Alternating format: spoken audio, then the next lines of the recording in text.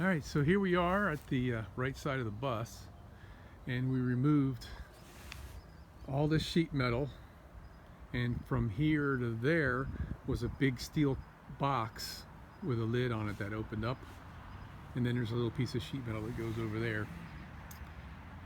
I never liked the box. It never fit right. It like poked down below and it messed up the symmetry of the look of the bus on the side. And we wanted to add more compartments anyway. This piece of steel and that piece of steel is going to be removed. We've got 3 4-foot aluminum boxes coming, which are going to start wherever this piece of sheet metal here ends. It's only about a foot long, so I'm gonna be able to keep that piece, and then up here, the original piece of sheet metal that used to fit here, I'm going to probably cut out a notch in it, and I'm going to need to put a piece of metal across the whole top to fill a small space. The compartments that we bought are standard size. They're 18 inches tall. I really wanted 21.5, but in order to do that I was going to have to get them custom made, and I couldn't find anywhere to get them made cheaply enough for me. So that's going to look great. The boxes are going to have lids that open up. No, wait a minute, I'm sorry. That's what I wanted. I wanted doors that open up to where I could, use a little hook and hold them up, and the door would be completely out of the way. But again, to do that, I'd have to go custom made, and it was just cost prohibitive. So we're going with the standard boxes. The doors are going to swing down, and they're going to have little cables that hold the doors. It's a compromise.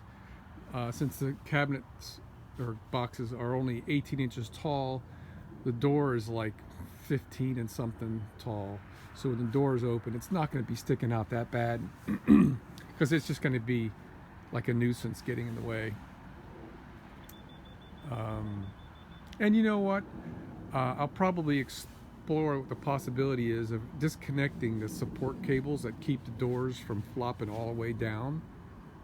I don't know if I mentioned that. When you open the doors all the way, these cables hold the door straight out like a shelf, so you can like set stuff on there or whatever when you're loading it. But if the door is short enough and there's space that it can swing full down and not hit the ground, that's what we're going to go with.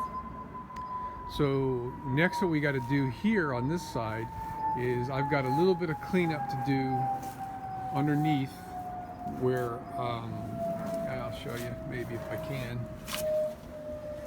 There's a little bit of damage here where I had to cut these welds off here and there and over there. I just ended up ripping the thing loose because I hadn't ground off enough. It was really hard. So I gotta clean that up, grind that off, beat that dent back in a little bit. And man, these things were welded in and screwed in and had this adhesive on there as well. God, they were so hard to get off, but I did it. So the new attachment method is going to look, I don't know, nothing like what they had here. So these are coming off. I mean, this is just a joke. I mean, this is not even holding anything. I don't know, these guys. So I'm going to be making 4 brackets that are going to be made out of some angle steel and attach to the frame of the bus like an L, but they're going to come close to the outside of the bus edge, not quite all the way out here. And then the box is going to sit on it. It's going to have like an L deal. And so there'll be 2 of those brackets for the first 4-foot box, and 2 of those brackets for the last 4-foot box. And then the middle box is just going to be bolted through all that stuff. So then it'll be, that's how that's going to be. So that's getting exciting. That's getting real exciting. So, and I have all the sheet metal I need to do what I need to do here, which is also exciting. Don't know exactly what I'm going to do with these holes.